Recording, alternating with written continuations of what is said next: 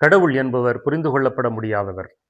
இந்த உலகனைத்தும் படைத்தவர் என்பதனால் எல்லாவற்றிற்கும் மேலாக எல்லா இடங்களிலும் இருக்கிறவராக இருக்கிறார். அவரை புரிந்து கொள்ளவும் முடியாது. அவரை நமது கண்களால் காணவும் முடியாது. கண்ணதாசன் சொல்லுவார், பூஜ்ஜியத்திற்குள்ளே ஒரு ராஜ்யத்தை ஆண்டு கொண்டு புரியாமலே இருப்பார் ஒருவன், அவனை புரிந்து கொண்டால் அவன்தான் இறைவன் என்று சொல்லுகிறார். ஆனால் இன்றைய நற்செய்தியிலே ஆண்டவர் இயேசு அவரை கண்டுகொள்வது, அவரை காண்பது மிகவும் இலகுவானது என்று சொல்லுகிறார். வலது பக்கம் இருக்கிற மக்களை பார்த்து ஆசீர்வதிக்கப்பட்டவர்களே என்று சொல்லுகிறார். நீங்கள் நோயுற்றோரை பார்த்தபோது, சிறையில் இருந்தவர்களை சந்தித்த போது, தாகமாயிருந்தவருக்கு தண்ணீர் கொடுத்த போது, ஆடையின்றி இருந்தவருக்கு உடுத்தின போது நீங்கள் எனக்கே செய்தீர்கள் என்று சொல்லுகிறார்.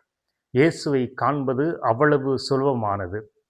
நாம் இயேசுவை கண்டுகொள்ள வேண்டும் என்று சொன்னால், நமது மத்தியிலே இருக்கிற நோயுற்று இருப்போருக்கு உதவுகிற போது, ஆடையின்றி இருப்பவருக்கு உடுத்துகிற போது, தாகமாய் இருப்பவருக்கு தண்ணீர் கொடுக்கிற போது நாம் இயேசுவுக்கே கொடுக்கிறோம். இயேசுவை அவர்களில் கண்டால்தான் நம்மால் இதை செய்ய முடியும். எனவே நம்மோடு வாழ்கிற இயேசுக்களை கண்டுகொண்டோம் என்று சொன்னால் நாம் அதற்கு ஒரு செயலை செய்ய வேண்டும். அதை நல்ல முறையிலே செய்ய வேண்டும். எது என்பதை நீங்கள்தான் தீர்மானிக்க வேண்டும்.